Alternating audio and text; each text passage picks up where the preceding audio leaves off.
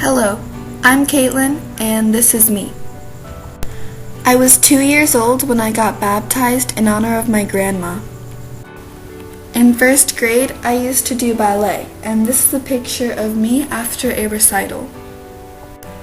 For more recent photos, I chose my 5th grade picture day picture. And lastly, the one that I feel represents me the most. This is at age 12 in 7th grade with 2 Olympic swimmers by my side. Now for my family heirloom. My family heirloom consists of embroidery my maternal grandmother hand-stitched. She put a lot of work into these, and you can even see the cross-stitch she used to make the pictures. She also made these beautiful alphabet letters. She also did the borders.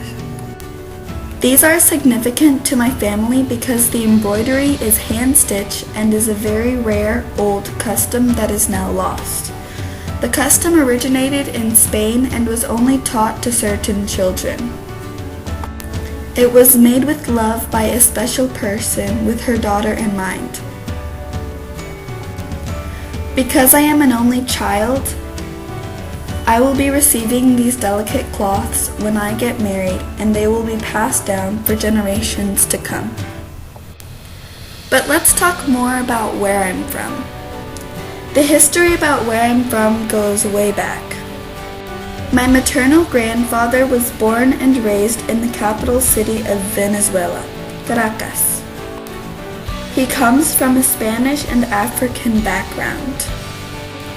My grandpa, or Francisco Zamora Morenas, his mom was born into slavery. They hit the core history of Venezuela. And sadly, this is the only picture I have of my grandpa.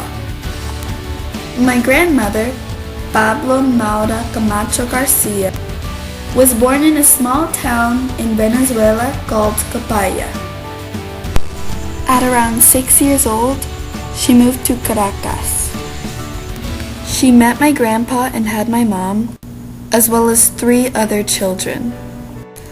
My grandpa on my dad's side was born in Nebraska. However, he was raised and spent most of his life in New York where he met my grandmother. They were high school sweethearts. At a young age, they got married. They had my dad as well as 3 other children.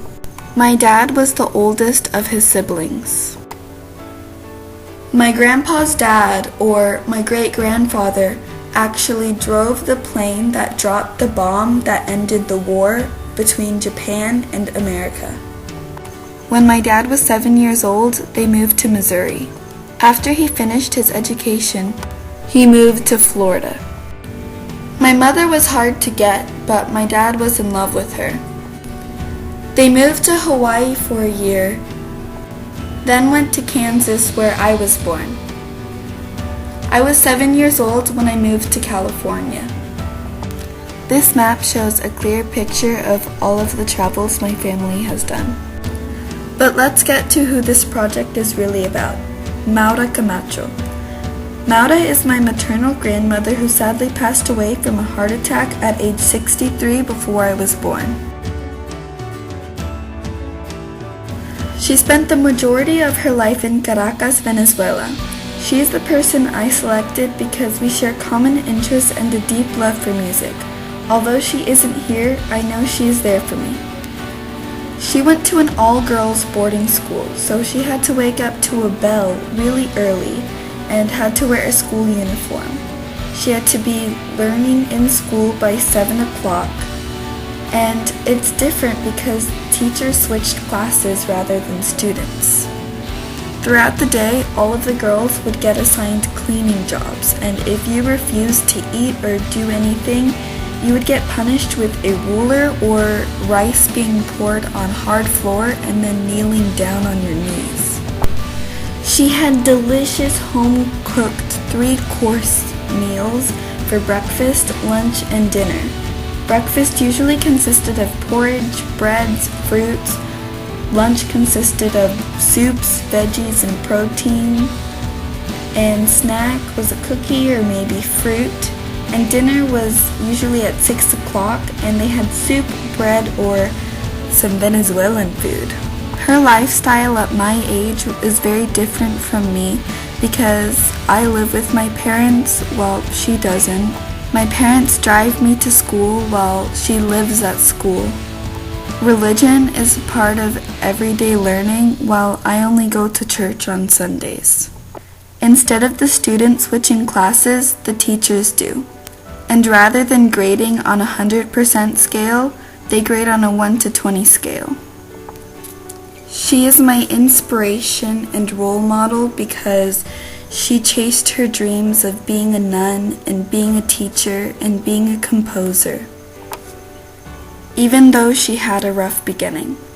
At 3 years old, Mauda's mom passed away after the birth of her little sister. Her dad was a farmer. He sent his kids to boarding school because he didn't have time for them and cared more about his crops. When Mauda grew up and met my grandfather, they had 4 kids. Then he too left the family.